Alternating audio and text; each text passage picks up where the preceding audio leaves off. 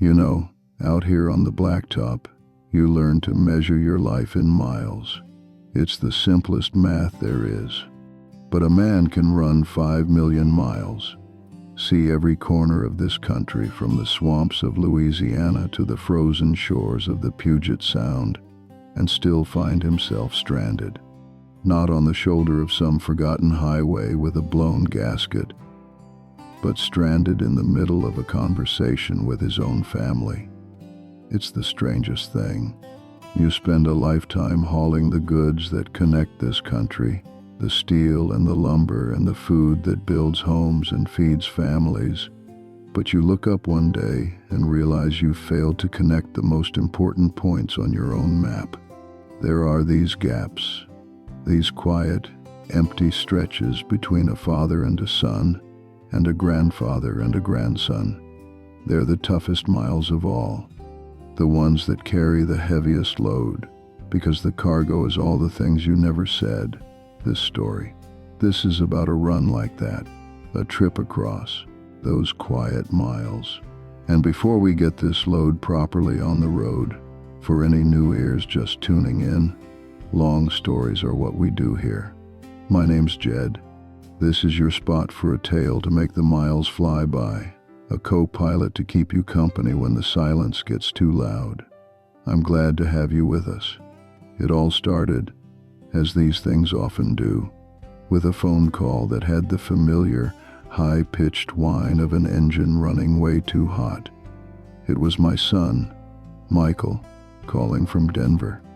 I just dropped a load of dimensional lumber at a yard outside the city and was sitting in the cab, enjoying that rare, golden moment of peace between runs.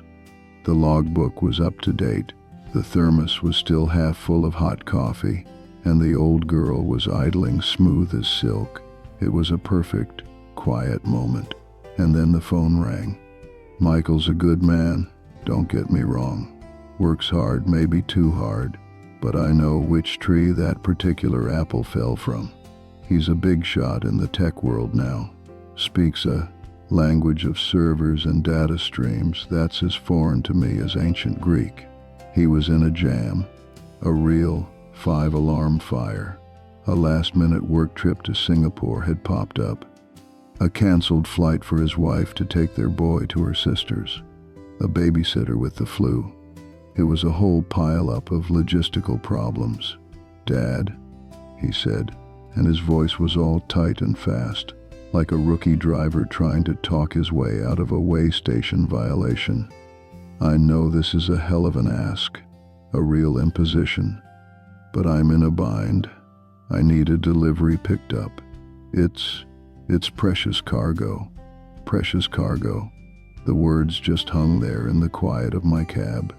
It's what you call a $1 million racehorse or a piece of fine art you're hauling for a museum.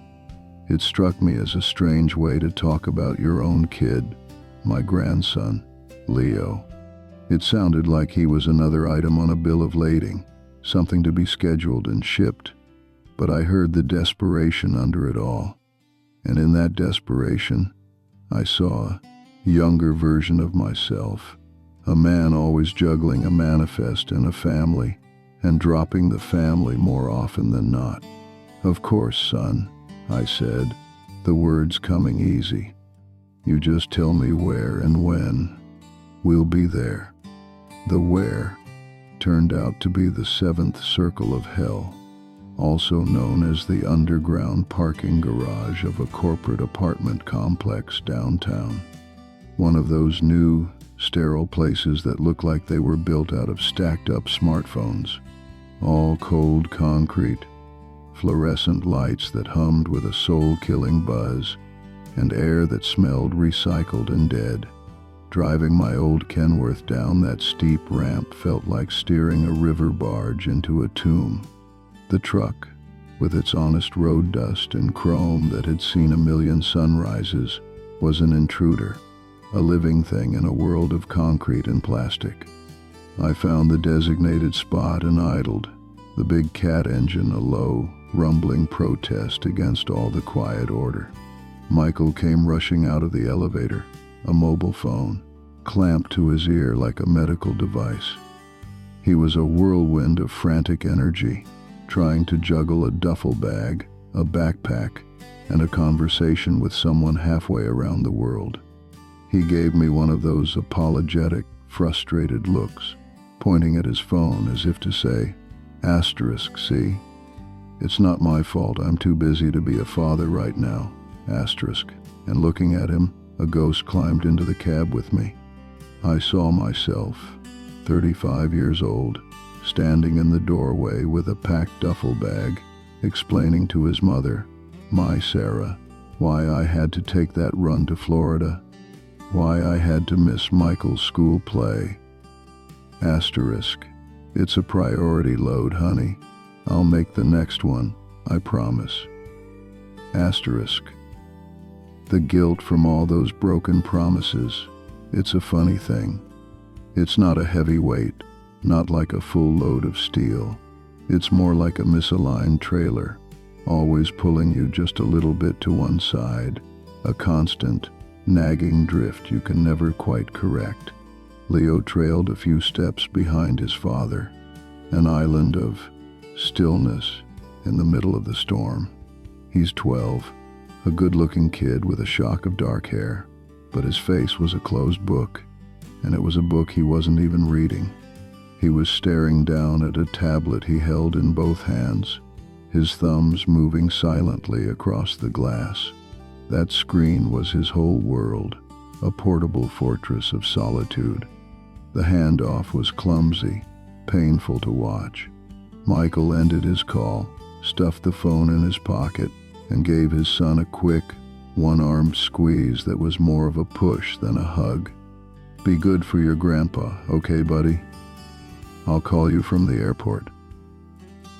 Leo just nodded, his eyes never leaving the screen. Then Michael turned to me. Thanks, Dad. I owe you. Big time, he said. His eyes were already scanning the garage for the exit.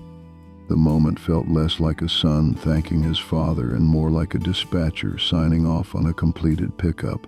A problem solved and outsourced. Don't you worry about it, I told him, trying to put a warmth in my voice that I wasn't feeling. You just handle your business. We'll be fine. He gave me a grateful, distracted nod, his mind already in Singapore. He turned and walked away without looking back, swallowed up by the elevator doors, and then it was just the two of us. The old man and the boy, standing under the buzzing lights in a concrete box. Well, Leo, I said, my voice sounding too loud in the sudden quiet. Ready to ride in a real rig? He gave a little shrug, a gesture that conveyed a universe of adolescent indifference. He mumbled something that might have been, yeah, sure, and walked to the passenger side. He pulled the big handle, the door groaning open like an old man getting out of a chair, and clambered up into the cab. There was no wonder in his eyes, no excitement. He was just changing seats. I walked around and climbed into my own, the familiar scent of worn leather, old coffee, and diesel a small comfort. By the time I'd settled in, Leo already had his headphones on, the thin white wires a clear and unmistakable do not disturb sign. I turned the key, and the old girl rumbled to life. I looked over at this kid, this stranger who carried my name. The dashboard gauges cast a soft green glow on the wheel and my worn hands, the light of my world. His face, though, was lit by a completely different source, a cold, sterile, flickering blue from the screen in his lap. It was like a border wall running right down the middle of the cab. I reached across the console, grabbed the strap on the big passenger door, and pulled it shut. It closed with a heavy, solid times thud asterisk, the sound of finality, the sound of a vault door swinging closed, sealing the two of us inside.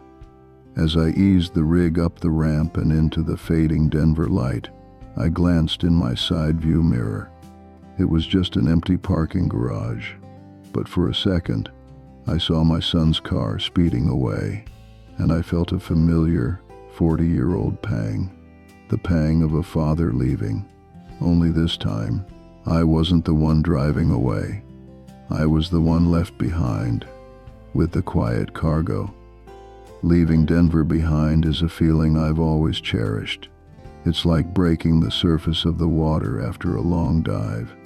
You shake off the tight, tangled mess of the city, the traffic, the noise, the feeling of being hemmed in, and you get your first deep breath of the open road. We climbed out of the suburbs and merged onto I-80, pointing the nose of the Kenworth west, and the whole world just opened up. The sky got bigger, the land flattened out, and the horizon became a clean, sharp line in the distance. This is my church, you know, the high plains of Wyoming. It's a landscape that doesn't coddle you. It's vast and unforgiving and beautiful in its own stark way, and it demands your attention. It makes you feel small in a good way, reminding you that you're just one small part of something immense.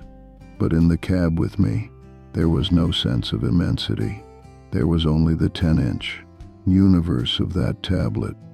Leo hadn't looked up once, not when the snow-capped peaks of the Front Range receded in the passenger side mirror, not when the landscape transformed into that signature rolling ocean of brown and sage.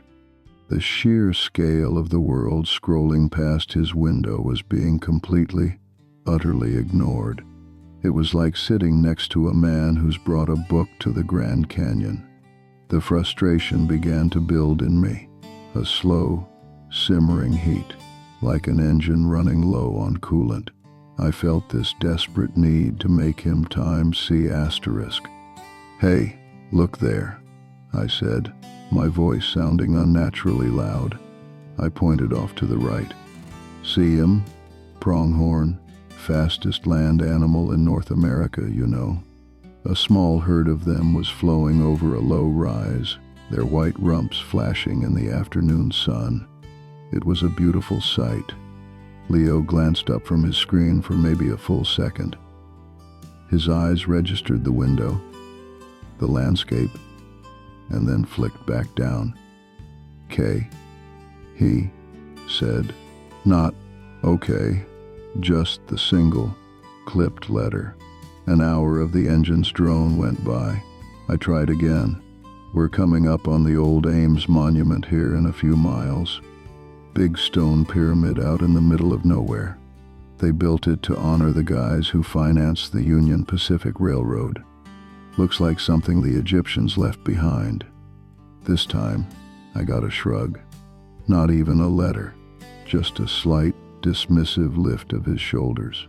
It was a gesture that said, asterisk, "Why are you bothering me with this useless information?" Asterisk.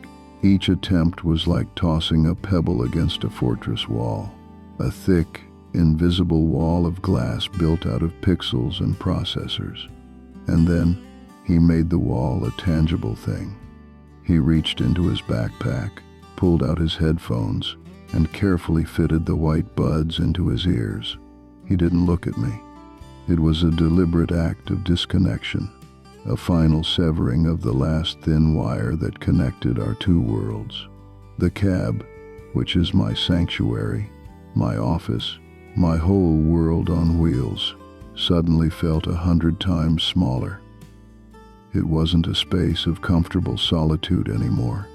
It was a cage, a rolling 6 by 8 foot cell of profound and oppressive silence. The steady, reassuring rumble of the big cat diesel engine, the sound that had been my constant companion for 40 years, was no longer enough to fill the space. Now, it just highlighted the emptiness. And in that crushing quiet, my thoughts did what they always do when I feel lost. They turned to Sarah. She's been gone 15 years now, but sometimes, in moments like this, the absence of her is so sharp and so sudden it feels like she just stepped out of the room. Sarah, she would have known what to do. She was the family's emotional translator. She could read the silences. She could take my clumsy, calloused hand attempts at connection and turn them into something that made sense. She would have had Leo talking in the first 10 miles. She wouldn't have started with pronghorn or monuments. She would have started with him. She would have asked about the game he was playing, not as a test, but with genuine curiosity. She would have found the one little thread of his world that she could gently pull on, and by the time she was done, she'd have the whole story unspooled. I could see her so clearly, sitting in that passenger seat, her feet propped up on the dash, a road atlas spread across her lap even though she knew I never needed it. I remembered one trip when Michael was about Leo's age, a surly, quiet 12-year-old himself. I was taking them with me on a short run to Salt Lake. Michael wouldn't talk to me, just sat in the back of the cab staring out the window, angry at the world for some reason only a 12-year-old understands. I was getting frustrated, my voice getting that hard edge it gets when I don't know what to do. And Sarah, she just turned around and said to him, "You know, your dad told me he saw a coyote this morning, but I think he was making it up. Have you seen any?" And just like that, the conversation wasn't about Michael's mood anymore. It was about us against the world, a team of wildlife spotters. By the time we hit Evanston, he was chattering away, pointing out every bird and rabbit. She knew how to build the bridges. I was the guy who just kept driving the truck, hoping the road would eventually lead somewhere better. Without her, I was just an old man with a steering wheel in his hands, completely out of my depth.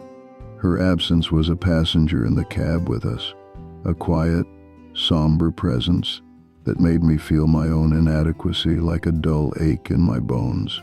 The miles kept coming.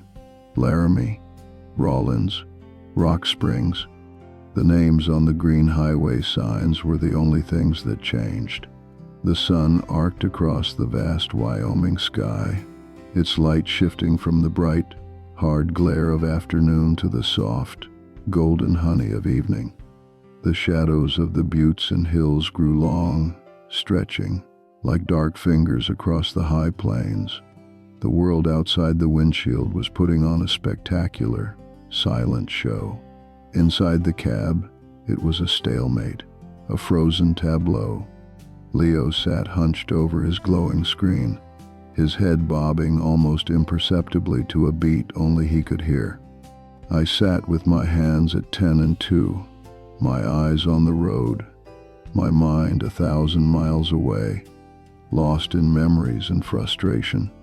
We were two planets in the same small orbit, held together by the steel walls of the truck, but separated by an uncrossable gulf of silence and time. The old girl just kept eating up the miles, the tires humming a monotonous, hypnotic tune on the pavement, hauling our two separate, silent worlds further and further west. And I had no idea how, or if, we would ever find a way to bring them together. By the time we hit the far western edge of Wyoming, the silence in the cab had gone from being an empty space to a physical presence.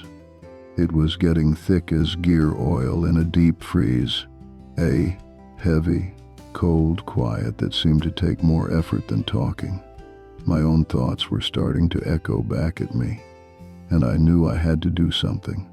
A man can't drive on an empty stomach, and a boy can't live forever on whatever digital meal he was getting from that tablet. More than that, a man needs a change of scenery, even if it's just from the cab of his truck to a booth in a diner. Just up ahead, I saw the glow. For a trucker out here in this big, empty part of the world, it's a welcome sight, like a lighthouse on a sea of sagebrush. Little America. It's more than just a truck stop. It's a city unto itself, a sanctuary built of diesel pumps, hot coffee, and clean sheets.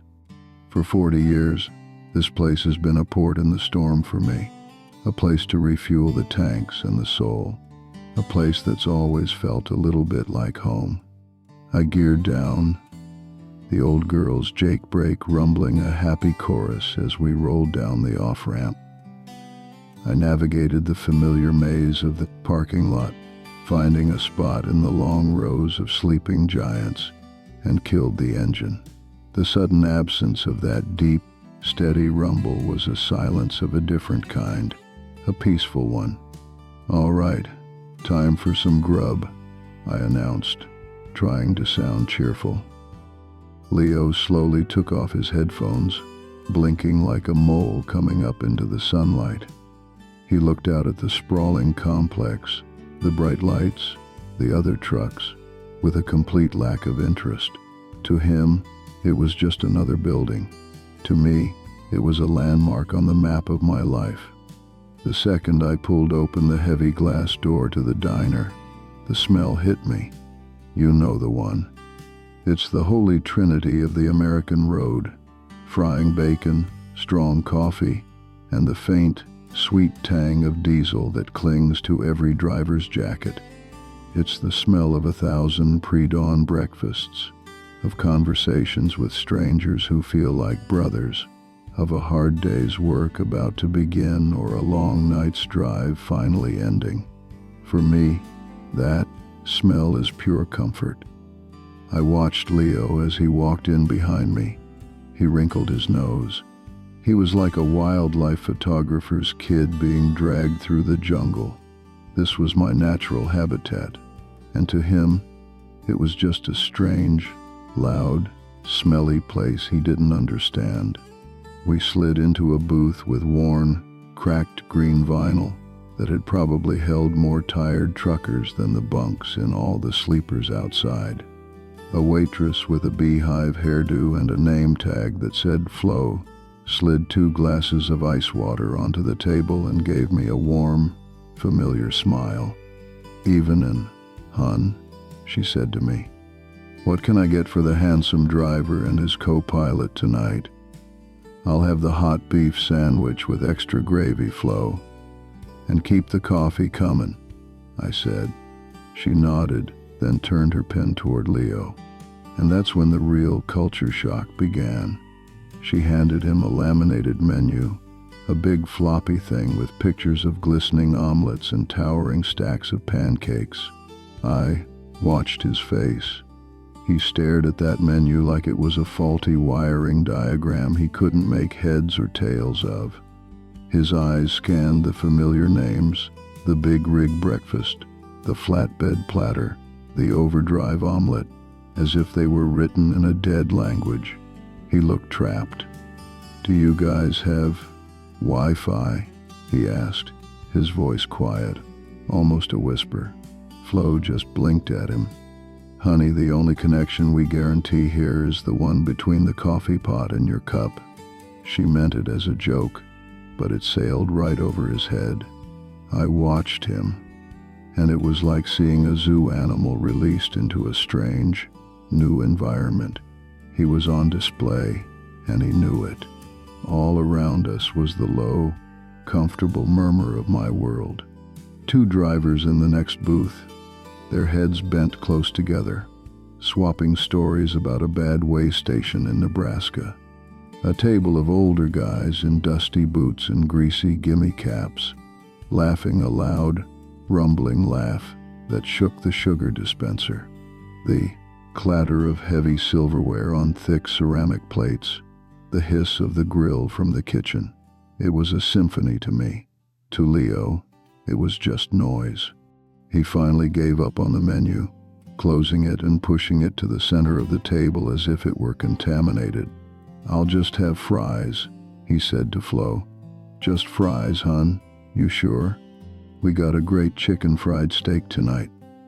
"Just fries," he repeated, his gaze already drifting toward the window, toward the truck.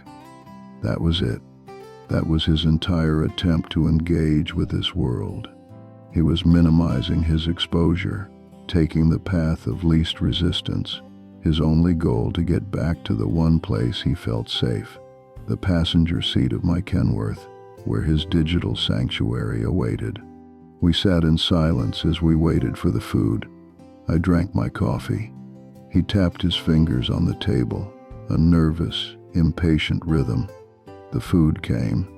My plate a steaming, beautiful mountain of roast beef, bread, and mashed potatoes swimming in a glorious pool of brown gravy. His was a small, sad-looking basket of perfectly uniform French fries.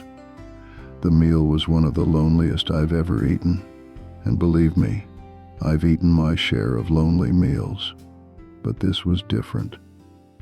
I've broken bread with strangers who spoke no English, and we managed to communicate more with hand gestures and smiles than I was communicating with my own grandson. We were sitting so close our knees were almost touching, but we were separated by a gap wider than the salt flats we'd be crossing tomorrow. He ate his fries quickly, mechanically, dipping each one in a little pool of ketchup. He didn't taste them. He consumed them. He was refueling. Nothing more. All around us, the language of the road continued. I heard a driver complaining about the price of diesel in California. I heard another one bragging about making it from Chicago to Cheyenne in record time. It's a language I've been fluent in my whole life, a private frequency for the brotherhood of the highway. But Leo couldn't hear it. He had no receiver for it. His world ran on Wi-Fi and lithium-ion.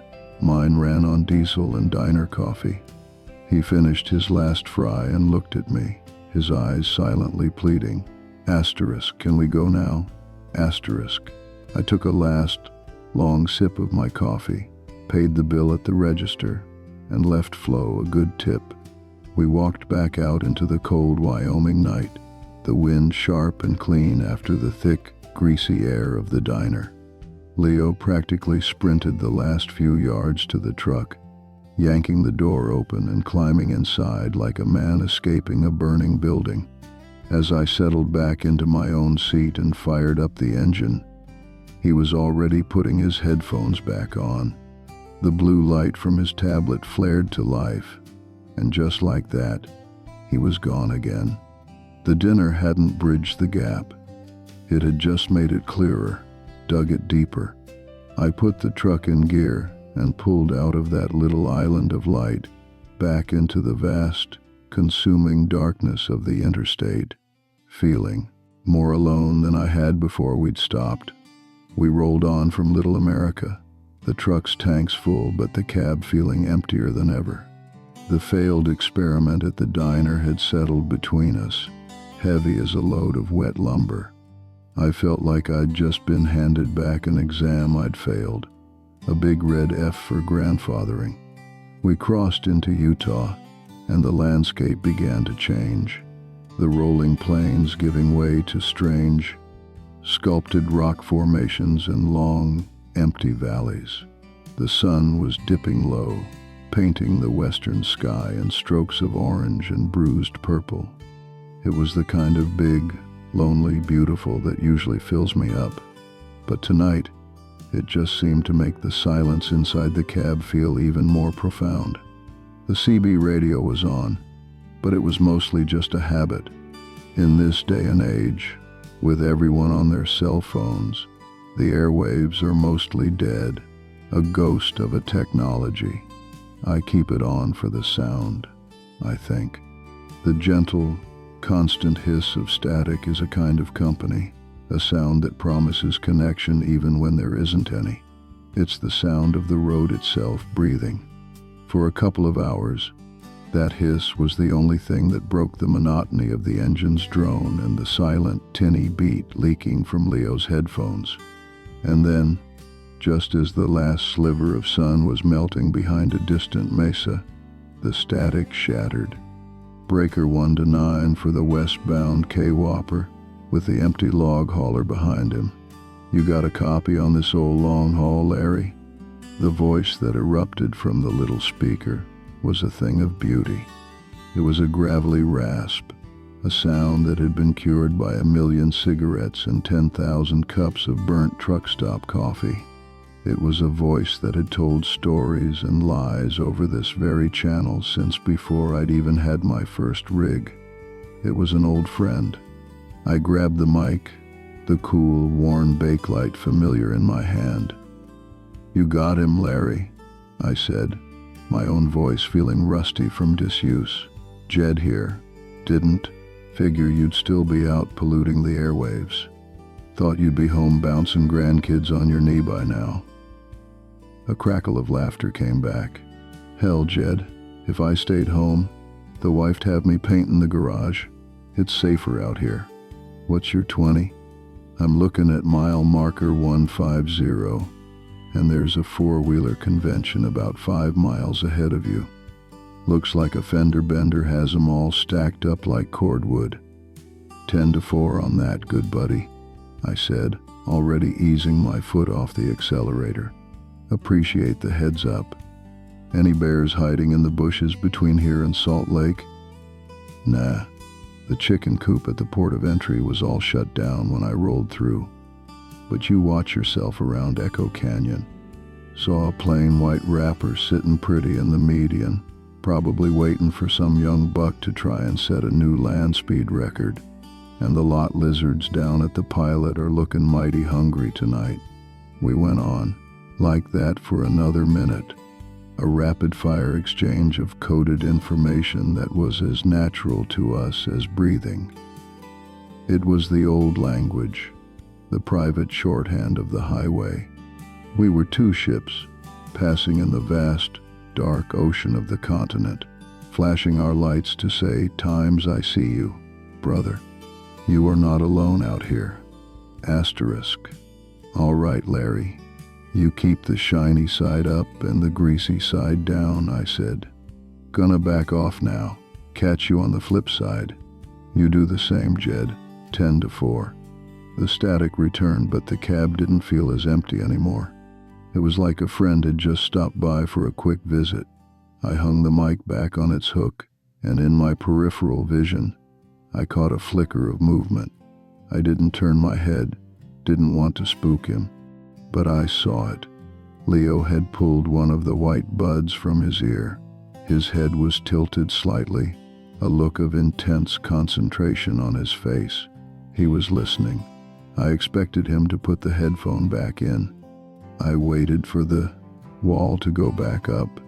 I held my breath, my hands steady on the wheel, my eyes on the road, but all my attention was focused on that small, still figure in the passenger seat.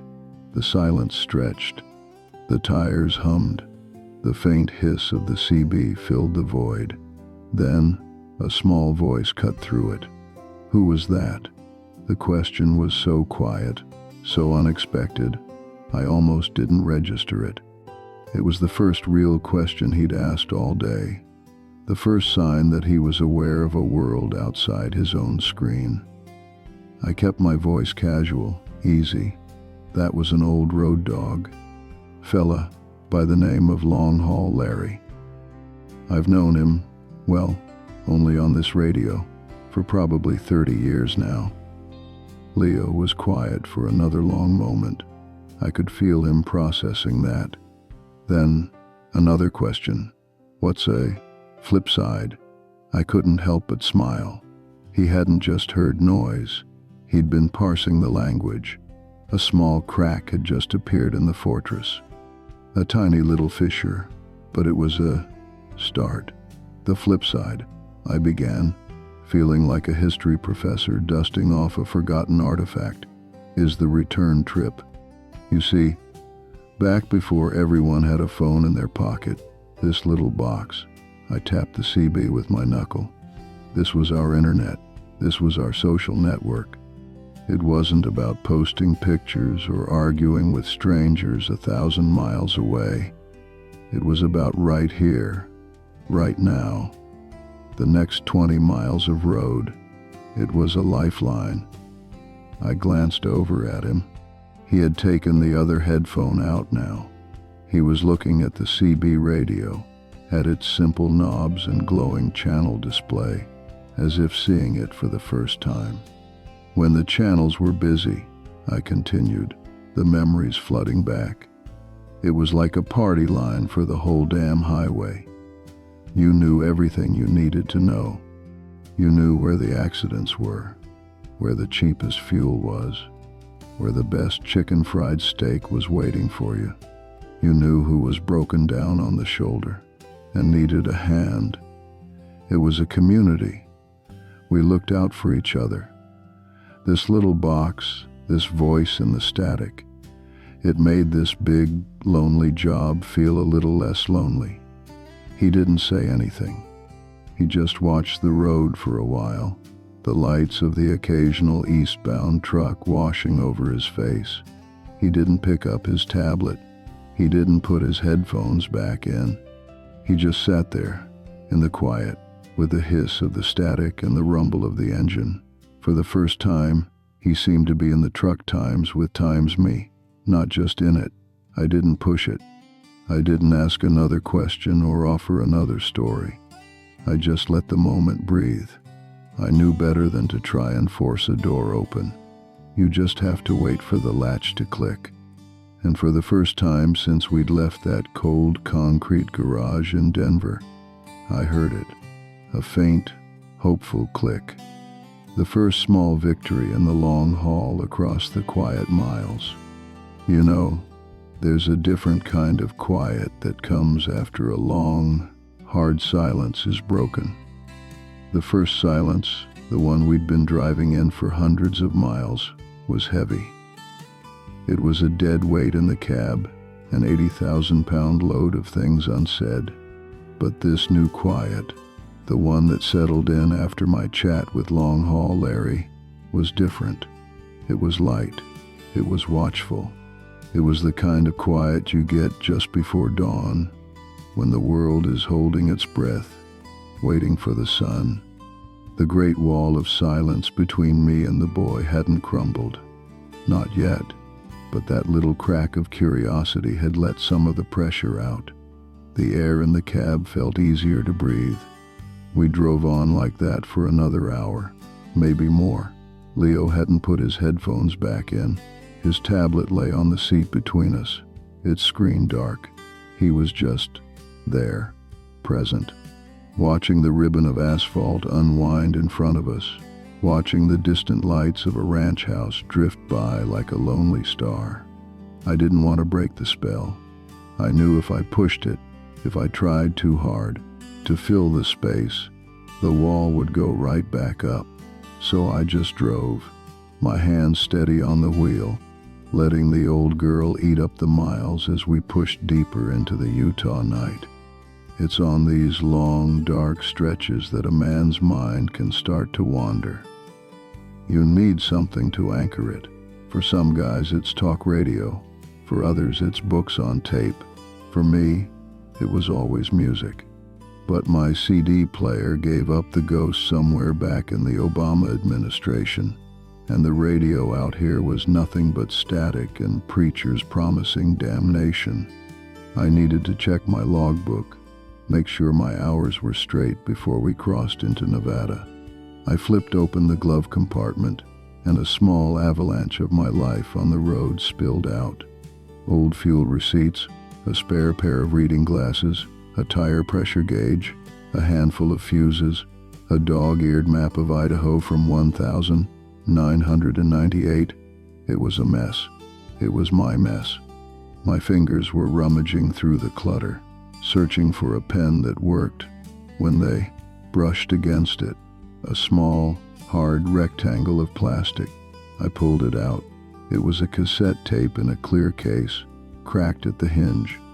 The little paper insert was faded, the blue lines blurred from a coffee spill years ago. But the handwriting on it was as clear to me as if it had been written yesterday. Neat, perfect cursive, with a little heart drawn after the last word. Asterisk, Sarah's road music asterisk. My breath caught in my throat. I hadn't seen this tape in, God, it must have been a decade. I thought I'd lost them all. Sarah used to make them for me before every long trip. It was her way of riding shotgun when she couldn't be there.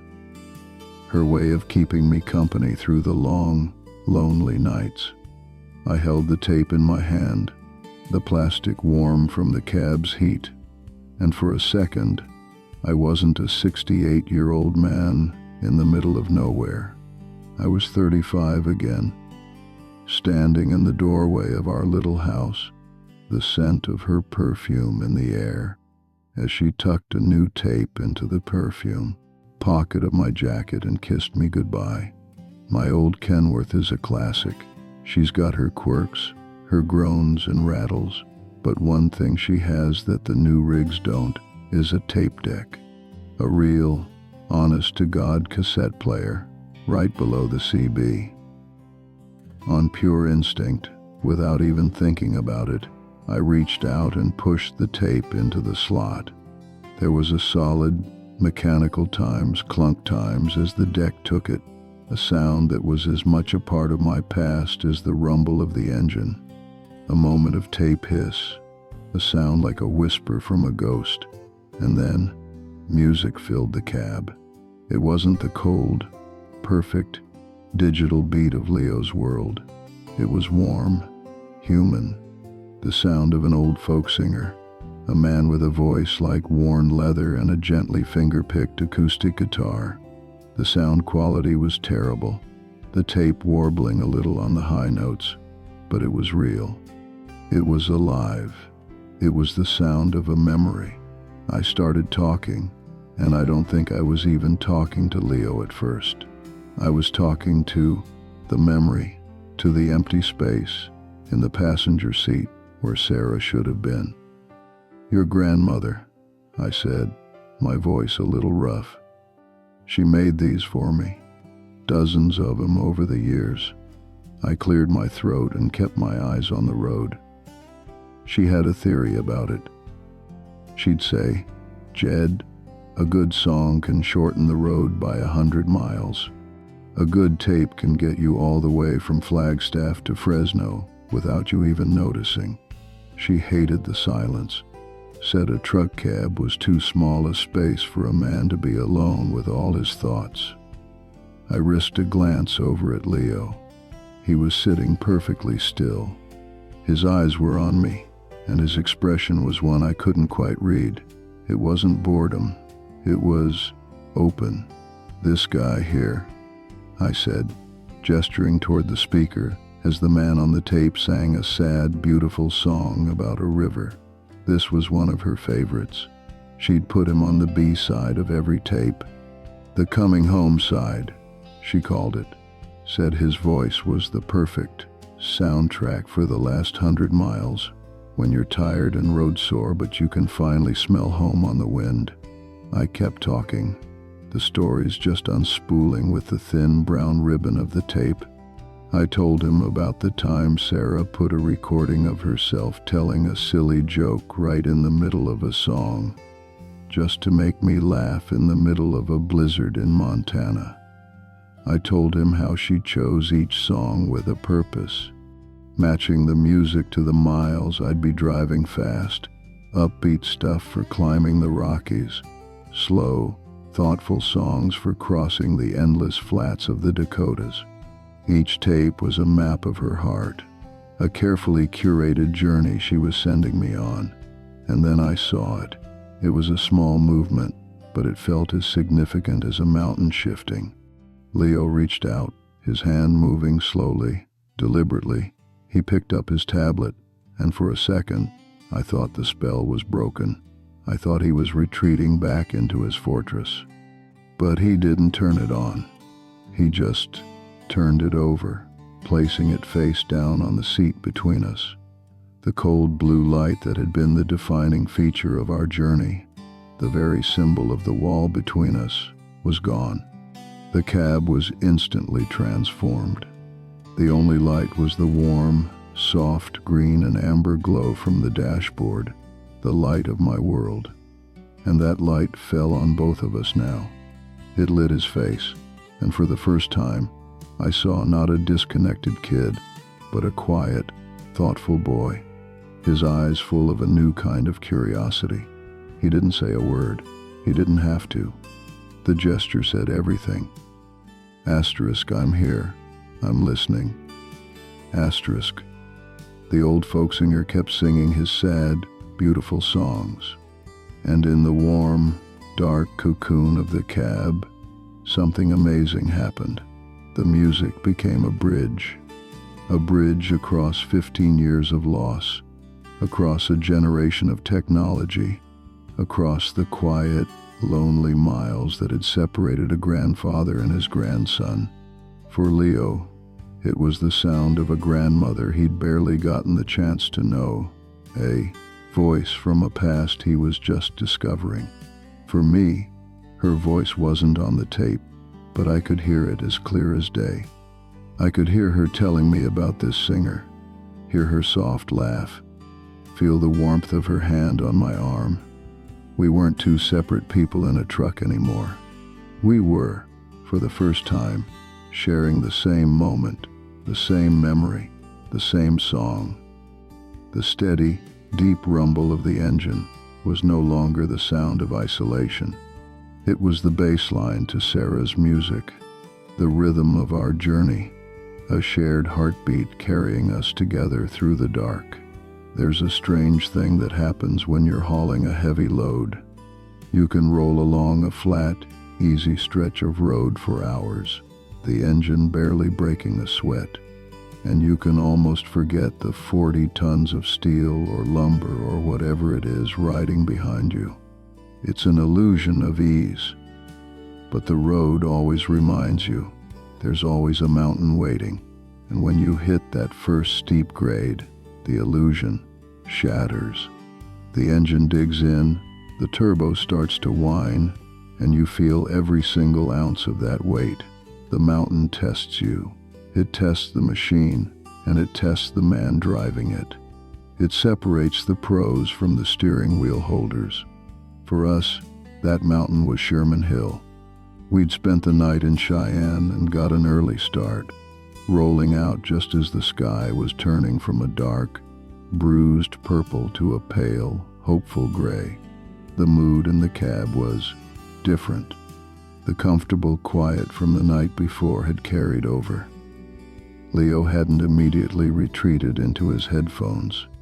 We'd even had something resembling a conversation over breakfast at the truck stop, him asking me a few tentative questions about the engine, me answering them as best I could. The ice was broken, but it was still thin. I knew one wrong move could send us right back to our separate, silent corners. As we left Cheyenne behind, the road started to climb. It's a deceptive climb at first, a long, grinding ascent that slowly pulls you up to the roof of the continent. Sherman Hill summit, over 8,600 feet, the highest point on all of Interstate 80. The old girl felt the grade, the big cat diesel dropping into a deeper, throatier growl as she settled in for the long pull. Everything was going smooth. The sun was up, the coffee was hot, and the road was clear. And then Wyoming decided to be Wyoming. It started without any warning. The sky was clear, the sun was bright, but out here, the wind doesn't need a cloud in the sky to pick a fight. It's an invisible monster that lives on these high plains, a restless, angry spirit they call the dragon. One moment, the air was still. The next, the truck was hit by a fist. A solid, violent punch of wind that came screaming out of the north, slamming into the side of my trailer with the force of a locomotive. The whole rig shuddered, groaning under the impact. That big 53-foot box behind me, it's basically a sail, an 80,000-pound sail. The wind caught it and tried to shove all 40 tons of us clear into the next lane. I felt the steering wheel jump in my hands, felt the trailer trying to take command. My arms and shoulders tensed instantly, a reflex honed over millions of miles. I wasn't just steering anymore. I was fighting. My knuckles went white on the wheel as I muscled the truck back into the center of the lane. My entire focus narrowed to a single point, keeping this beast straight and true. I risked a quick glance at Leo. His eyes were wide as saucers. The tablet, the headphones, all of it was forgotten. He was staring straight ahead through the windshield, and his hands, which were usually just tapping on a screen, were braced against the dashboard, his own knuckles white. He could feel it. He could feel the raw, terrifying power of the wind trying to tear us from the pavement. He could feel the trailer swaying behind us, feel the whole truck leaning, groaning in protest. This wasn't a video game. This wasn't something he was watching on a screen. This was real, and it was happening right now. The wind didn't let up. It came in relentless, hammering gusts, a bully that just kept hitting and hitting. The sound was a deafening roar, a high-pitched scream as the air tore around the mirrors and the grille. It sounded like the world was trying to rip itself apart right outside our windows. Every instinct I had was firing at once. My feet were feathering the accelerator, giving the engine just enough power to keep pulling the grade, but not so much that the drive wheels would lose their grip. My ears were listening to the sound of the engine, the pitch of the turbo, diagnosing the health of my machine under extreme stress. And my hands were reading the road through the steering wheel, feeling every subtle shift, every pull, every shudder, and making 100 tiny corrections a minute. This is the part of the job you can't learn from a book. It's a conversation between the man, the machine, and the road. It's a dance, and today, the dance partner was a dragon. For 20 minutes, that's all there was. The climb, the screaming wind, and the fight. All my focus, every ounce of my 40 years of experience, was poured into the simple, desperate task of keeping my truck on the asphalt. Leo, the music, our awkward silences, our fragile new connection, it all faded away. The only thing that mattered was the next 100 feet of road. Then, just as we neared the summit, the road curved slightly, putting us into the lee of a rocky outcropping. The wind, for a blessed moment, subsided. The screaming roar dropped to a low howl. The violent shudders smoothed out. The tension in my arms and shoulders eased, and I could feel the old girl settle back into her steady, rumbling rhythm. We crested the summit. We had won. I took a deep breath, the first one I think I'd taken in 10 miles, and let it out, slowly. My arms were aching, my hands were tingling, but we were safe. I risked another look over at Leo. He wasn't looking at the road anymore. He was staring at me, and the look on his face wasn't fear. Not anymore. It was something else entirely. It was a look of pure, undiluted awe. In that moment, I wasn't just his grandfather, some old guy who smelled like coffee and drove a truck. I was the man who had just wrestled a 40-ton machine through a hurricane and won. He had seen me in my element, had witnessed the quiet, focused competence that had defined my entire life. He had seen what I times do asterisk, and it was something his world of screens and avatars couldn't replicate. It was real skill, real danger, and real grace under pressure. He didn't say a word. He didn't have to. The respect in his eyes was louder than any words he could have spoken. I just gave him a small nod and a little smile. "She gets a little breezy up here sometimes," I said, my voice calmer than I felt. A slow smile spread across his own face. "Yeah," he breathed out, his voice full of wonder. "It does." We started the long descent on the other side of the mountain, the road unspooling before us toward the Great Divide Basin. The wind was still there, but the worst was over. And I knew, with a certainty that settled deep in my bones, that something fundamental had shifted in the cab of that truck. We had climbed a mountain together. and we'd come down the other side different than we were when we'd started. There's a rhythm to a long haul, a pulse you fall into.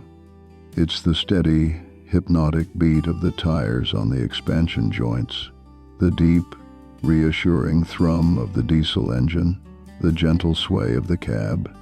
It's a rhythm that gets into your bones, a mechanical heartbeat that tells you everything is okay, that you're making miles, that you're doing the job. For the better part of a day, we'd been in that groove. After the battle with the Wyoming wind, the road had flattened out, and the miles through the rest of Wyoming and into Utah had been easy ones. The new, comfortable quiet in the cab had its own rhythm, too. Leo would ask a question, I'd answer, and we'd let the comfortable silence settle back in. It was a good rhythm, the best I'd felt in years. And then, in the middle of nowhere, the heartbeat stopped. We were deep into the Bonneville Salt Flats. If you've never been there, it's hard to describe. It's like driving across the face of the moon. A perfectly flat, blindingly white sea of salt under a vast, impossibly blue sky. The horizon isn't a line, it's a shimmering, indistinct blur where the white ground melts into the blue air. It's beautiful and deeply, profoundly unnerving. You feel like you've left Earth behind. The sun was high and hot, beating down on the cab, the light reflecting off the salt so bright it made you squint even with sunglasses on. We were rolling smooth, the only moving thing in a world of absolute stillness. It started with a cough, a single, ugly, metallic bark from under the hood that was completely out of tune with the engine's steady song. I felt it through the floorboards, a jarring stumble in the rhythm. My eyes shot to the gauges. Oil pressure, good. Temperature, a little high, but nothing to worry about in this heat. Then it happened again. A gut-wrenching shudder that shook the whole rig, from the chrome bulldog on the hood to the rear axle of the trailer. "Whoa," Leo said, his eyes going wide. He felt it too. The check engine light, that hateful little amber icon, flashed on the dash. The engine coughed a third time, a wet, sputtering gasp, and then the deep, life-giving rumble of the big cat diesel just died. It didn't wind down, it just ceased to be. The silence that followed was the loudest thing I'd ever heard. It was absolute, complete. The familiar thrum of the engine that had been the constant soundtrack to our journey for over 1,000 miles was gone. The hiss of the air brakes, the whine of the turbo, the vibration in the steering wheel, all of it vanished. All that was left was the whisper of the tires on the salt-crusted asphalt as we coasted, our forward momentum the only thing left of the engine's power. It was like the world had gone on mute. We were a ghost ship, gliding silently through a dead, white sea. The truck slowed, the whisper of the tires fading, until finally, with a gentle sigh, we rolled to a complete stop on the shoulder. I set the air brakes, their familiar, sharp times the only sound in the universe. And then, nothing. A silence so deep it pressed in on you, so total you could hear the blood pumping in your own ears. Out here, there are no birds, no insects, no rustling leaves. There's no sound of other cars because their times are times no other cars. The silence wasn't empty. It was a presence, a heavy, suffocating blanket. For a long moment, neither of us moved. We just sat there, suspended in this new, terrifying quiet. I could feel my own heart hammering against my ribs. In 40 years of driving, I've had blowouts. I've had breakdowns in blizzards. I've had close calls on icy mountain passes. But I'd never felt so completely and utterly stranded. Leo, a child of the modern world, did what his generation is programmed to do in a crisis. He reached for his lifeline. He fumbled in his backpack and pulled out his phone, his face a mask of concentration as he stared at the screen. I saw his thumb move, swiping, tapping. I saw the flicker of hope in his eyes die and curdle into frustration. There's no signal," he said, his voice sounding small and thin in the vast silence. He held the phone up, turning it this way and that, as if he could somehow catch a stray bar out of the empty blue sky. Nothing, not even one bar. He dropped the phone and grabbed his tablet, a new surge of desperate hope on his face. He powered it on, his fingers flying across the screen, tapping on the little Wi-Fi symbol. Of course, the list was empty. There were no signals to connect to. There was nothing, just us. His last lifeline was cut. The digital world he had lived in, the fortress of glass and pixels he had hidden behind, had just evaporated. It didn't exist out here. He looked at the useless black rectangles in his hands. Then he looked up, his eyes finally meeting mine across the cab, and in that look, everything changed. All the walls were gone. The generational gap, the headphones, the awkwardness, the unspoken history, it was all stripped away by the sheer, absolute reality of our situation. We weren't grandfather and grandson. We weren't an old man and a modern kid. We were just two people in a broken machine, stranded in the middle of a beautiful and hostile planet, 100 miles from anywhere. And the only thing we had to rely on, the only tool we had left to fix the problem, was each other. The great white silence had taken everything else away. In a crisis, a man has two choices. You can panic, or you can get to work. Panic is a luxury you can't afford on the road. Panic is a runaway grade, a locked-up brake, a jackknife waiting to happen. It freezes you up when you need to be moving. Work is the opposite. Work is a language my hands have spoken for 50 years. It's a series of problems to be solved, one after another, calm and steady. And right then, sitting in a dead truck in the middle of a dead sea of salt, we had a problem to solve. I looked over at Leo. The fear was still on his face, but underneath it, I saw the same look he'd had on Sherman Hill. He was watching me, waiting to see what I would do. The captain of the ship. I gave him a slow, deliberate nod, trying to project a confidence I wasn't entirely feeling. "Well," I said, my voice sounding like a cannon shot in the absolute stillness. "She's not gonna fix herself. Let's go have a look under the hood." I unlatched the door and stepped out, and the heat hit me like a physical blow.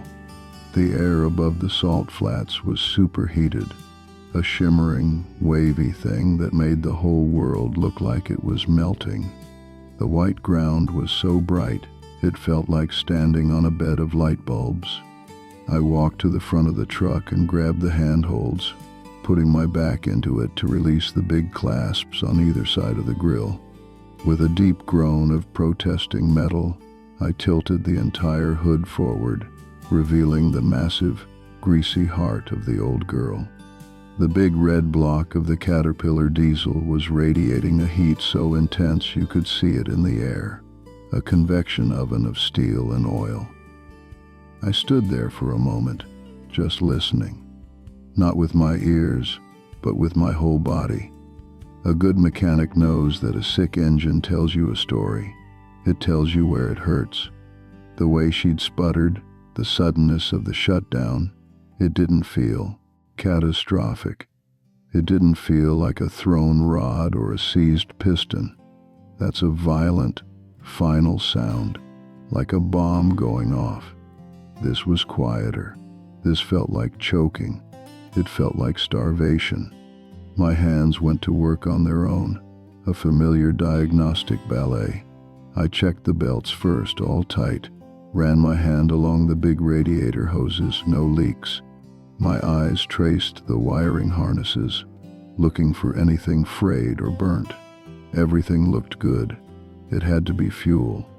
Out here in this heat, a little bit of gunk in the line can cause a vapor lock, or a filter can finally give up the ghost. I followed the fuel line from the tank with my fingers, the metal hot enough to be uncomfortable, until I found it, the primary fuel filter. It was an easy fix, provided I had a spare. Thank God, I always carry a spare. I laid out a few tools on the big front tire. The metal of the wrench is almost too hot to touch from sitting in the toolbox. I turned back to the cab. Leo was watching me through the windshield, a small, pale face in the big window. I made a decision. "Leo," I called out, my voice flat against the immense silence. "You can stay in there where it's not cool, but it's out of the sun. Or you can come out here and make yourself useful. Your choice." I didn't expect him to move. I figured he'd stay put in the only familiar territory he had. It's what I would have done at his age. But I saw him hesitate. He looked at his dark tablet, then back at me, standing beside the massive, exposed engine. And then the passenger door creaked open. He climbed down slowly, his sneakers looking impossibly white against the salt-stained ground. He squinted in the blinding sun. A city kid dropped onto another planet. What do you need me to do?" he asked. I held back a smile. "I need a flashlight holder, for starters. Grab that big yellow one from behind my seat, and I need a guy to hand me the tools I ask for. Think you can handle that?" He just nodded, a serious, determined look on his face, and went to fetch the light. For the next hour, we were a team. I'd point, and he'd aim the beam of the flashlight right where I needed it. I showed him the filter housing, explained how the diesel flowed through it, how the paper element inside could get clogged with junk over time, the language of my world. When I couldn't get the right angle on the housing bolt, I handed him the big crescent wrench. "All right," I said, "I need you to get this on that bolt right there, lefty-loosey. Put some muscle into it." He was clumsy at first, his small hands struggling to get a grip on the heavy steel tool. He fumbled, the wrench clattering against the engine block. He looked up at me, frustration on his face. "It's okay," I said, my voice calm. "Try again. Get a good seat on it first. Feel it lock on. That's it. Now pull." He reset the wrench, his face screwed up in concentration. He put both hands on it and pulled. The bolt was stubborn. "Come on," I urged him. "You got it." He gave a little grunt, his whole body straining, and with a loud Times crack asterisk, the bolt broke free. A look of pure, triumphant shock washed over his face. He'd done it. He'd made the machine yield to him. He spent the next 10 minutes carefully unscrewing the housing, his movements slow and precise. When the old, gunk-filled filter came out, I saw him get a single, perfect smudge of black grease on his cheek, a badge of honor. He didn't even notice. We were just two mechanics, working under the open sky. We got the new filter in, tightened everything back up, and primed the system. I climbed into the cab, turned the key, and after a few hesitant coughs, the big cat engine roared back to life. The deep, rumbling heartbeat was back, and it was the most beautiful sound in the world. The sun was setting by the time we finished, a spectacular display of fire and color across the western horizon. The engine block was still too hot to close the hood, so we sat down on the running board of the truck. the heat from the engine, a comfortable warmth against the cooling desert air. We just sat there, watching the sky change, the silence between us no longer awkward or heavy, but easy, companionable. As the last light faded, the stars came out, and out there, with no city lights for 100 miles in any direction, the sky is a thing you can't imagine. It's not just a black blanket with a few pinpricks of light. It's a sea, a deep, endless ocean of stars, so thick and bright they look like spilled diamonds. The Milky Way was a brilliant, shimmering cloud, a slash of cosmic paint across the entire sky. I pointed up. "See that group of 3 stars, right there in a row?" I asked. Leo followed my finger. "Yeah, that's Orion's belt," I said, the words feeling like a warm memory on my tongue. "Your grandmother, Sarah, she loved the stars. She taught me all the constellations. She said they were the first road map. Said no matter how lost I got out here, if I could find the North Star, I could always find my way home." I pointed out the Big Dipper, Cassiopeia, the same stars she had shown me on a clear night just like this one, 30 years ago. He was quiet for a long time, just looking up, absorbing it all.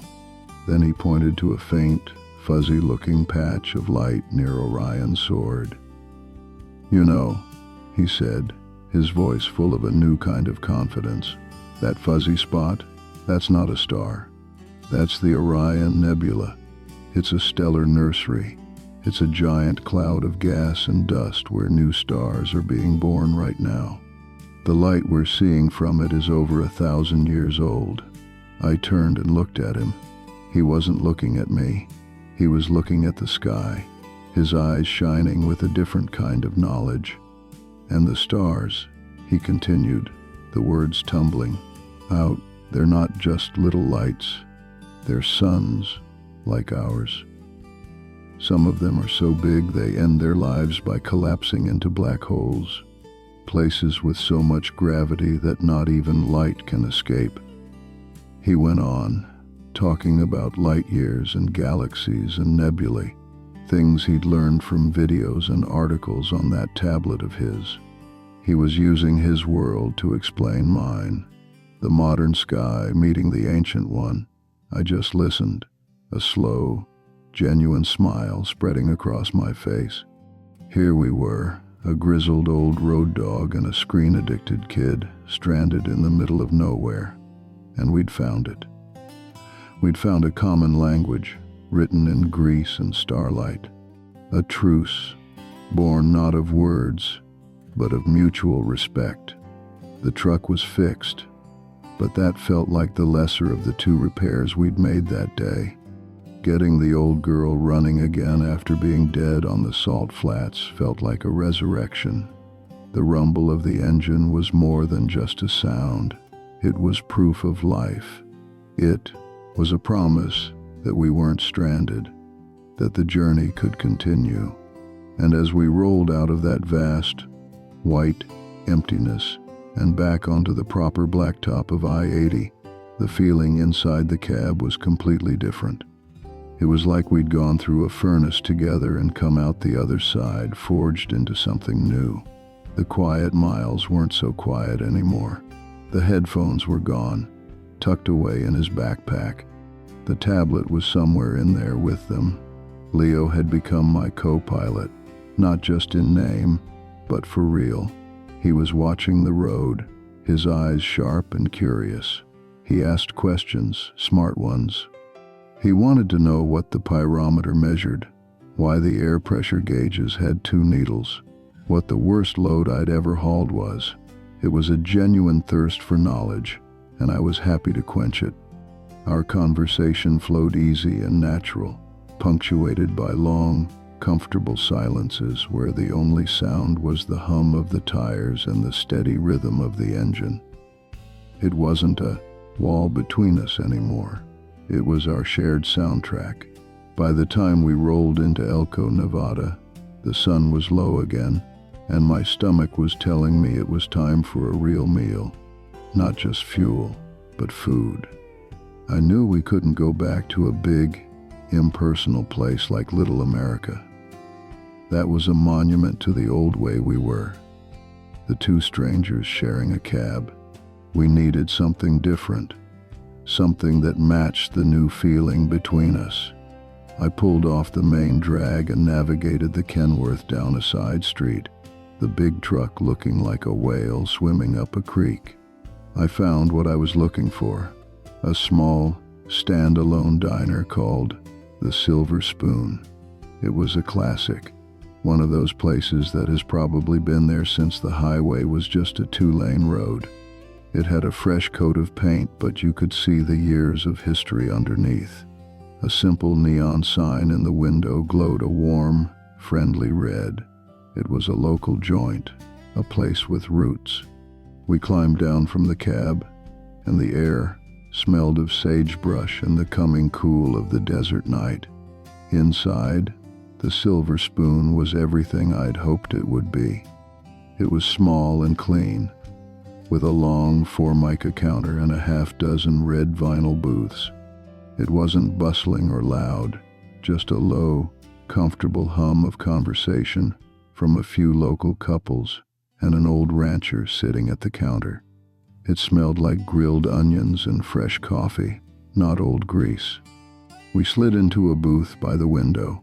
A young waitress with a friendly smile and a pencil tucked behind her ear came over with two menus. "Evenin', folks," she said. "Coffee for you?" "You bet," I said. "And whatever you've got on tap for my co-pilot here." Leo grinned. The waitress looked at him and smiled back. "Coming right up." When she came back, she set the menus down. I watched Leo. He picked his up, but this time, he didn't stare at it like it was an alien artifact. He looked at it for a moment, then looked over at me. "What's good here?" he asked.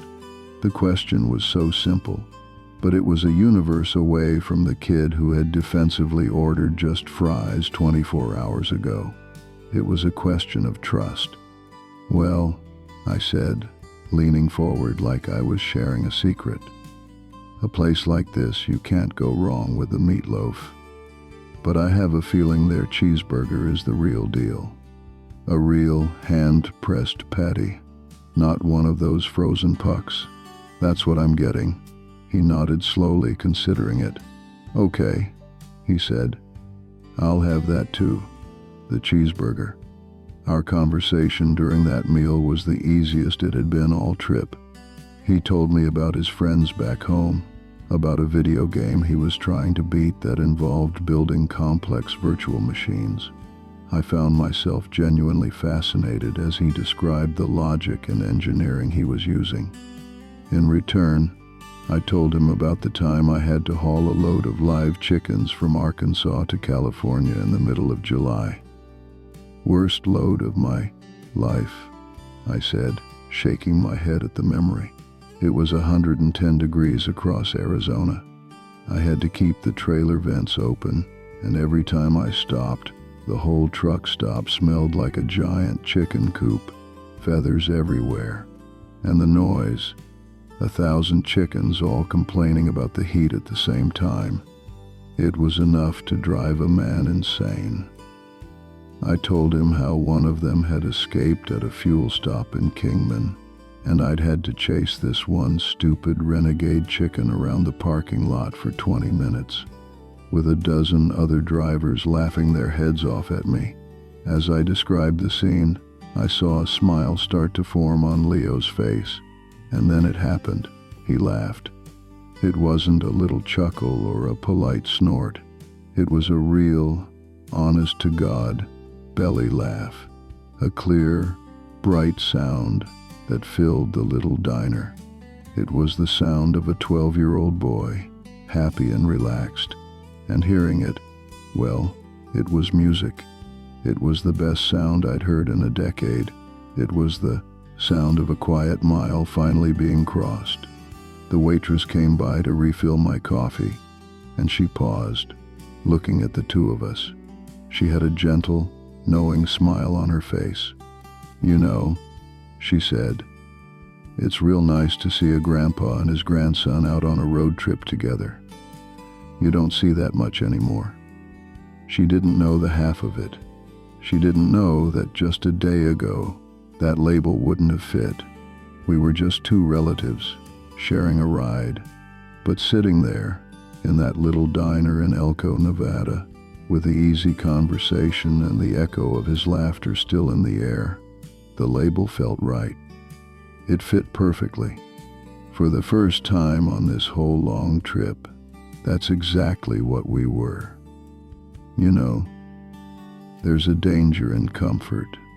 When things are going smooth, when the road is easy and the conversation is good, it's tempting to just stay on the surface, to talk about engines and chickens and constellations.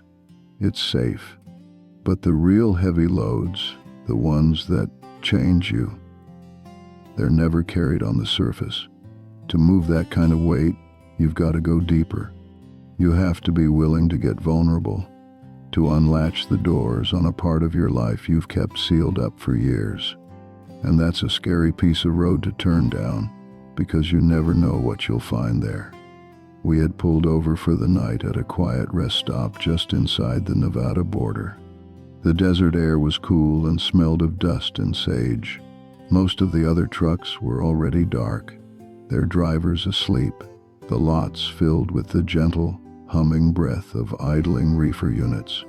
The easy friendship we'd found in the diner had carried us here, and as the miles rolled by, I felt a bond forming that was stronger than just a shared meal.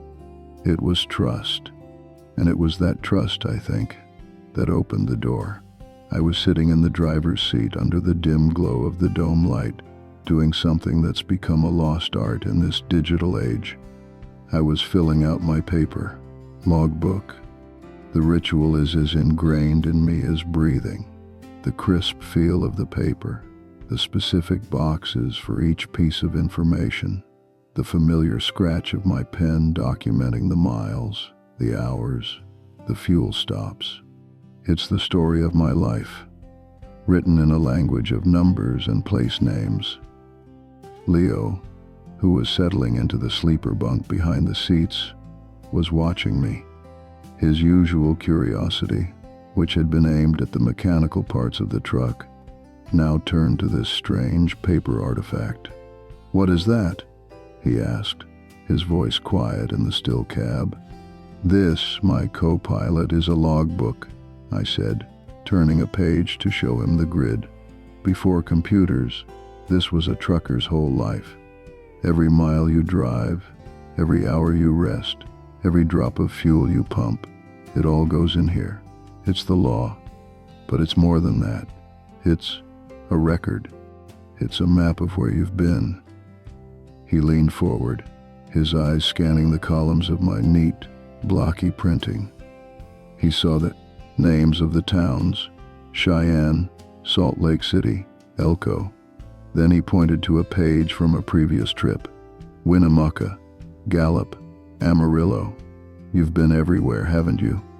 The way he said it, with such simple, honest wonder, it wasn't just a question. It was an opening, a door swinging wide on a dark, quiet room.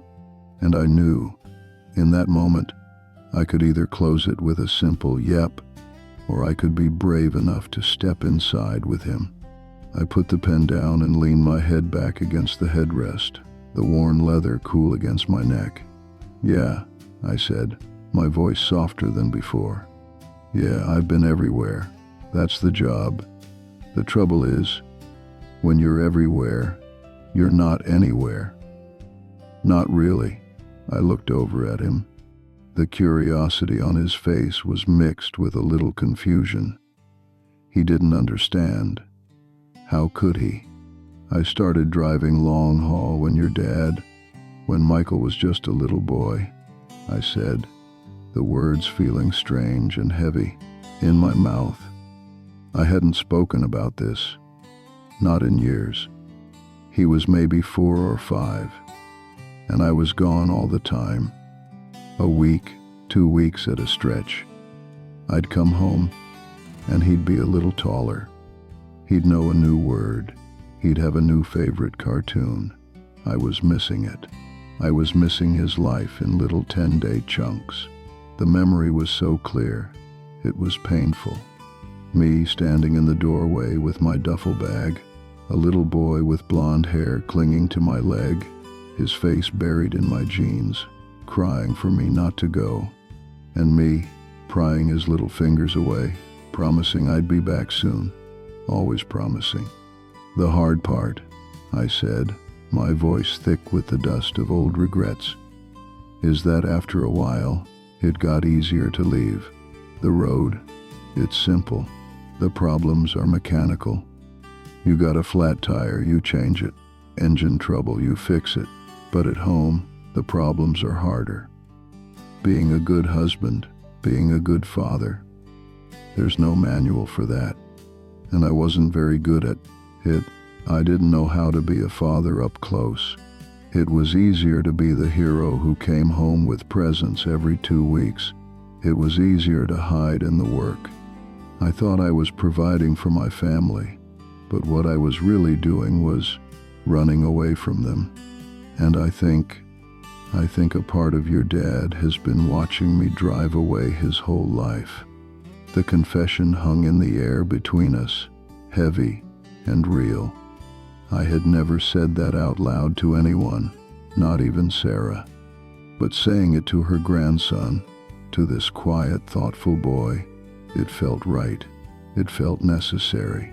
I waited for him to say something, to change the subject, to retreat. Instead, he was quiet for a long time, his expression unreadable in the dim light. When he finally spoke, his voice was so soft it was barely a whisper. "My dad's always busy too." It wasn't an accusation. It wasn't a complaint. It was just a simple, sad statement of fact, a shared truth. "He works at home a lot," Leo continued, his eyes focused on the bunk mattress, not on me. "But he's not really there. He's on his computer or on a call. He's always in a meeting. He says, 'Just a minute, buddy,' but the minute never ends." He looked up at me, and in his eyes I saw a loneliness so profound it made my own heart ache. Sometimes at school, some kids are giving me a hard time, and I want to tell him about it. But he's always just so busy, so I just don't. And there it was, the other side of the same coin, the echo, the pattern, my running away in a truck, Michael running away on a laptop, 2 generations of men hiding in the work, leaving a quiet, lonely boy in the passenger seat of their lives. We were no longer just a grandfather and grandson talking in a truck. We were 2 lonely men, one at the beginning of his life and one near the end of it, discovering a quiet family inheritance, a legacy of absence. We didn't talk about Michael anymore. We didn't need to. We were suddenly talking about something much bigger. We were talking about the space between fathers and sons, about the quiet miles that can stretch across a dinner table just as easily as they can stretch across a continent. I didn't offer him any cheap advice. I didn't tell him it would be okay. I just nodded, a slow, sad acknowledgement of his truth. An unspoken pact passed between us in that quiet cab. Asterisk. I see you. I understand. Asterisk. The manifest for this trip had been a simple one. Get the kid from Denver to Oregon. But sitting there, sharing truths under a single dim light, I realized the real cargo wasn't the boy in the bunk. It was this story. A story of a quiet mile I had created 40 years ago. A story I now had to help him and his father learn how to cross. There's a moment on every long westbound haul, a specific mile marker that always feels like a finish line of sorts. It's when you cross the Snake River out of Idaho and the sign on the side of the road finally says, "Welcome to Oregon." For a lot of drivers, it's just another state line. But for me, it's always felt different. It's where the country changes its tune. The endless, high desert sagebrush of Nevada and Idaho finally gives way. The air gets a little cooler, a little heavier, and you start to see the green. We crossed that line in the early morning, just as the sun was burning the last of the mist off the river canyon. The change was immediate.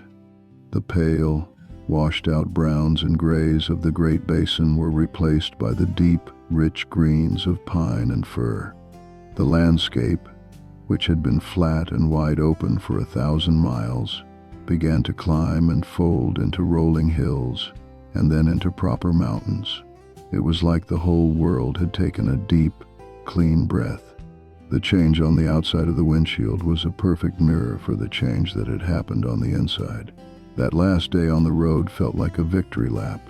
All the tension, all the awkwardness, all the heavy, unspoken history. It had all been left behind us somewhere on the salt flats, a ghost shimmering in the heat. What was left was an easy, comfortable companionship. The quiet returned, but it was a different animal now. It wasn't a wall between us anymore. It was a shared space, a space filled with the steady, comforting rumble of the Kenworth, a sound that now felt like our engine, our rhythm. Leo had fully embraced his role as co-pilot. He had dug out the old, dog-eared road atlas from the pocket behind the passenger seat, not because we needed it, but for the fun of it.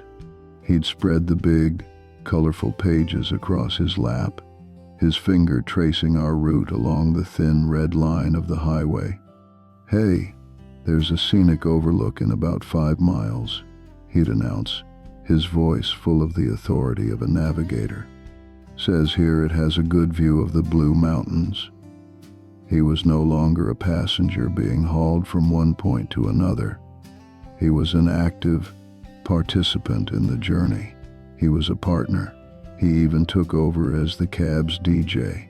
He'd found my small, beat-up case of other cassette tapes, and we'd spent the morning creating a new kind of mixtape. We'd listen to one of Sarah's old folk singers, and then he'd plug his phone into the little portable speaker I kept and play me one of his songs. It was strange, modern stuff, all electronic beats and sounds I couldn't identify, but I listened, and in between, he'd ask me to play one of Sarah's songs again. It was a conversation in music, a bridge built between generations, a strange and beautiful mix of old memories and new discoveries. As we climbed higher into the mountains, the road twisting through deep green valleys and along the edges of steep canyons, he was quiet for a long time, just watching the scenery go by.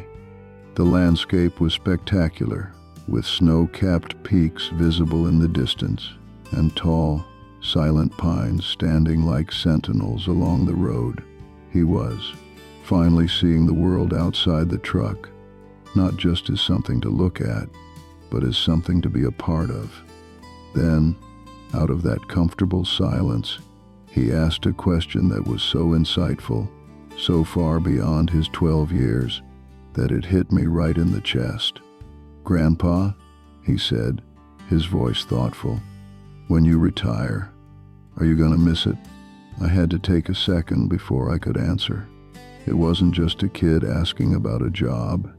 He was asking about my life. He'd seen the hard parts, the loneliness, the breakdowns, the danger. But he'd also seen the beauty, the freedom, the quiet competence of a man who was master of his own rolling kingdom. He understood, in a way I hadn't expected him to, that this truck, this road, it was more than just a job to me. It was who I was. I looked over at him, at this smart, quiet boy who had become my friend over the last 5 days. I owed him an honest answer. "Yeah," I said, my voice a little rough. "Yeah, I will." I'll miss the feeling of the engine under my feet. I'll miss seeing the sun come up over a different part of the country every morning. I'll miss the freedom of the open road. I paused, choosing my next words carefully. But you know what I won't miss? I won't miss the goodbyes. I won't miss all the birthdays and anniversaries I heard about over a payphone. I won't miss looking at pictures of my kids growing up instead of being there to see it myself. I looked from the road to him and back again. This life, it gives you a lot, but it takes a lot too. It takes time, and time is the one load you can't ever get back. I spent 40 years trading my time for miles, and I'm just now realizing maybe I didn't get the better end of that deal. The confession hung in the air, as real and solid as the mountain pass we were driving through. It was the truth of my life, the central conflict I'd been wrestling with for decades, distilled into a few sentences for my grandson. Leo didn't say anything for a while. He just nodded slowly, taking it all in. He folded up the big road atlas and set it carefully on the dash. He looked out the window, at the blur of green pine trees, at the endless road spooling out in front of us. We were getting closer to our destination, closer to the end of our journey together. The victory lap was almost over, and for the first time on this whole trip, I found myself wishing the road would just go on forever. Every driver knows that the last mile of any haul is the heaviest. It doesn't matter if you're fresh or if you're road sore and bone tired after 5 straight days of driving. That last mile carries the weight of the whole trip. It's the end of the line, the final delivery.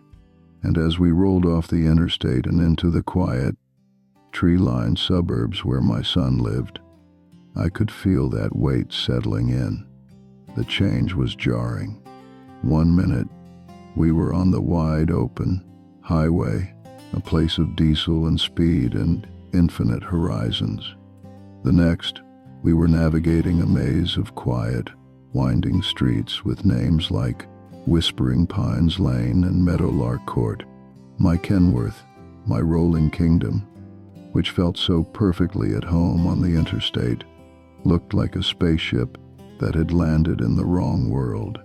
It was too big, too loud, too real for this place of manicured lawns and identical houses. Kids on bicycles stopped and stared. A woman watering her petunias looked at us like we were an invading army. We were an intrusion from the world of work and grit into a world of quiet, suburban comfort. Leo gave me the final directions, and I eased the old girl to a stop in front of Michael's house. It was a nice house, I guess. Big, 2 stories, with a basketball hoop over the garage door. I set the air brakes, and the loud, sharp chimes, psst chimes, seemed to echo up and down the silent street, a sound of finality. The engine idled, its deep, familiar rumble the only thing breaking the afternoon quiet. The journey was over. The front door opened, and Michael came out. He was back from Singapore, looking tired but clean-shaven and dressed in the same kind of casual, expensive clothes he'd been wearing in Denver. His face, at first, was just a mask of pure, simple relief. The logistical problem had been solved. The package had been delivered. He walked toward the truck, a weary smile on his face. "Dad, you made it.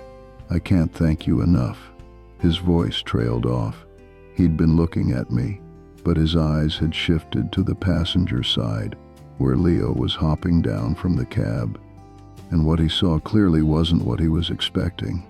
He was expecting the same quiet, withdrawn kid he'd handed off to me 5 days ago, the boy who lived behind a screen. But that wasn't the boy who jumped down onto the pavement. This boy moved with a new kind of confidence, an easy way of being in his own skin. There was still a smudge of grease on his cheek from the salt flats, a badge I hadn't had the heart to tell him to wipe off. And as his feet hit the ground, he was in the middle of saying something to me, finishing a joke I'd started, and he was laughing. That clear, bright, honest laugh I'd first heard in the diner in Elko. Michael stopped in his tracks. His smile faltered, replaced by a look of profound confusion. He was looking at his son like he was a stranger. Leo turned to me as I rounded the front of the truck with his duffel bag. The laughter faded from his face, replaced by something more serious. He looked at me, and his eyes were clear and direct. "Thanks, Grandpa," he said, his voice firm. And then he did something that just about knocked the wind out of me. He stepped forward and gave me a hug. Not a clumsy, one-armed pat on the back like his father had given him. It was a real hug. He wrapped both his arms around my middle and squeezed, his head pressed against my chest. It was strong and sincere and full of a feeling that needed no words. He held on for a long moment, a moment that felt like it contained every mile we had traveled together. Then he stepped back. "That was actually awesome," he said, a small, genuine smile on his face.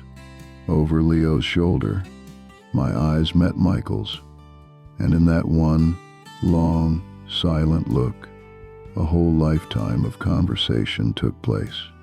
He saw it all. He saw the grease stain on his son's jeans, a mark from a world he didn't know. He saw the new light in his son's eyes, the easy way he stood next to me, the shared understanding that flowed between us. He saw the bond, a bond he didn't have, a bond he had outsourced to me, his own distant father. And I saw the wall of professional composure on his face just crumble. The relief was still there, but underneath it was a turbulent storm of other emotions. I saw gratitude, so deep it was painful. I saw confusion, the look of a man trying to solve an equation whose variables he didn't understand. And under it all, I saw a flicker of something I recognized with the cold, bitter certainty of a man looking in a 40-year-old mirror. It was regret. It was the sudden, gut-punch realization that while he had been flying across the world, managing his crisis, solving his logistical problems, he had missed something important. He had missed the journey. He'd paid for the delivery, but he hadn't been there for the haul. I had delivered his son, safe and sound, just as the contract stipulated. But the manifest for this trip had been all wrong. I realized it then, standing on that quiet street. The real cargo wasn't Leo. It was a message, a mirror. I had hauled it 1,500 miles, across mountains and deserts, through wind and silence, and I had just delivered it, right to my own son's front door. A mirror showing him the quiet mile that stretched through the middle of his own house, a quiet mile he now had to figure out how to cross on his own. There are no formal goodbyes. Michael offers me to stay for dinner, to come inside and rest, but I wave him off. The truck doesn't belong here, and neither do I. My part in this story is over. I give Leo a final, one-armed hug, tell him to be good, and climb back up into my cab. The familiar worn leather of the seat feels like an old friend. I fire up the engine, the big cat rumbling to life with a comforting growl that feels like home. I give them one last wave, a quick tap of the horn, and pull away from the curb. The hiss of the air brakes releasing sounds like a long, slow sigh. In my side view mirror, I watch them. The father and the son, standing on the perfect green lawn, suddenly looking a little lost. Leo is talking, gesturing with his hands, probably telling his dad about the salt flats or the renegade chicken. Michael is listening, really listening, his head bent toward his son, his full attention finally right here. right now. They grow smaller and smaller, a little island of family in my mirror, until I turn the corner and they're gone. The passenger seat is empty. For the first time in 5 days and 1,500 miles, I'm alone in the cab, and the quiet that settles in is profound. But it's not the heavy, oppressive quiet from the start of the trip, and it's not the companionable, easy quiet from the end. It's a new kind of silence, one that's filled with the echoes of everything that just happened. I can still hear Leo's laugh from the diner in Elko. I can still hear the sincerity in his voice when he talked about the stars. I can still feel the solid, surprising strength of his hug. The cab isn't empty at all. It's crowded with memories, the best kind. I get back on the interstate, pointing the nose of the Kenworth east toward home. The sun is setting behind me, and the road ahead is painted in the soft, dark colors of the coming night.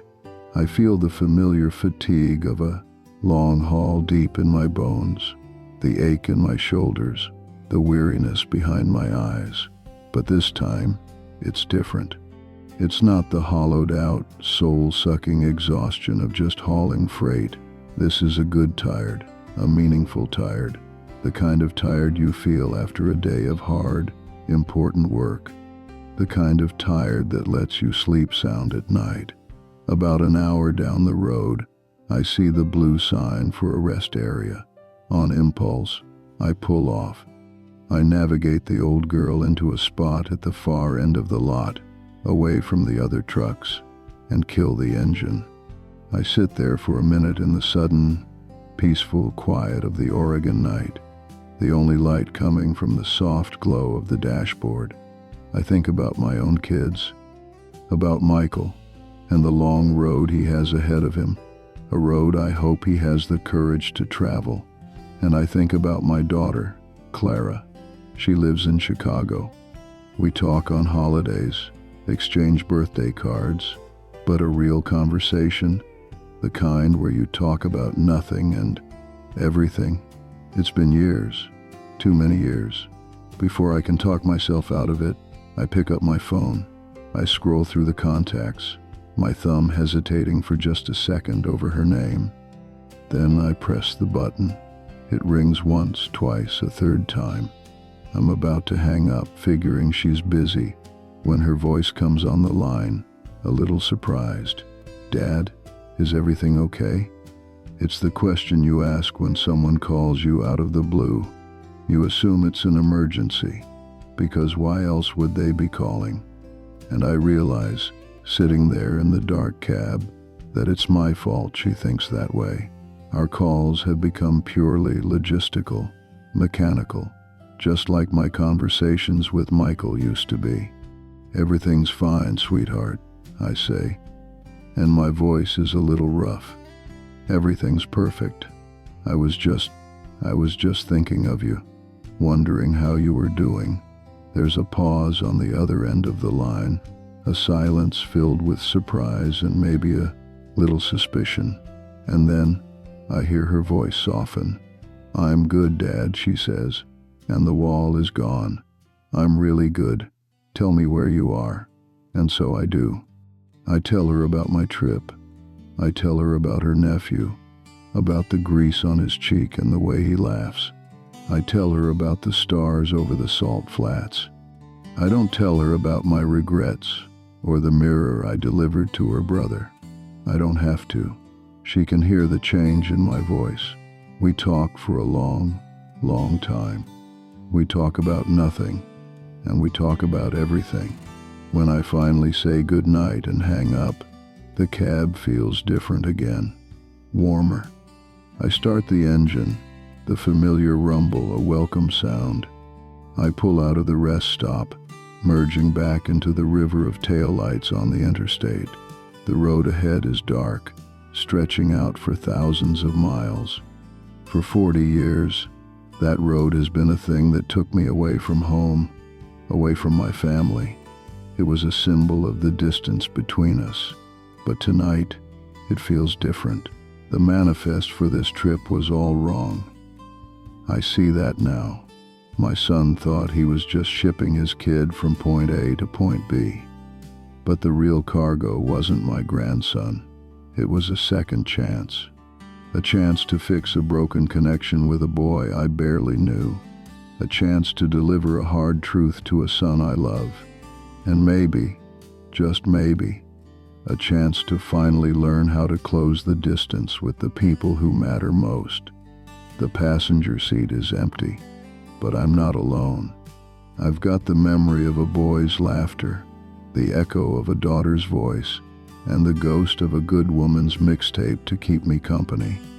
And for the first time in a long, long time, this old Kenworth, this rolling steel sanctuary, it doesn't feel like it's taking me away from home. It feels like it's finally taking me back.